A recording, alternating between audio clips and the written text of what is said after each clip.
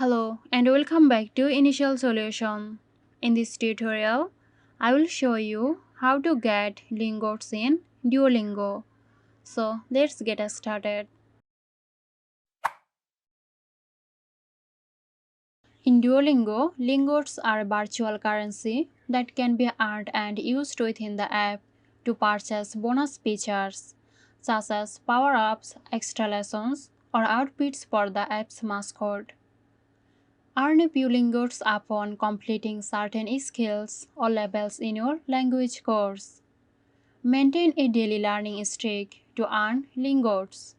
The longer your streak, the more lingots you can earn as a reward. Occasionally, you might receive lingots as a reward when you level up in Duolingo. Inviting friends to join Duolingo through your referral link might earn you lingots as a bonus when they sign up and start using the app. Some special story challenges or events within Duolingo might offer lingots as rewards upon completion.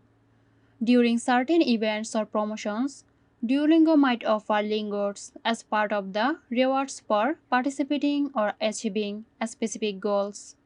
So that's how you can get lingots in Duolingo. Hope you found this tutorial helpful. Stay tuned for more helpful tutorials here at Initial Solution.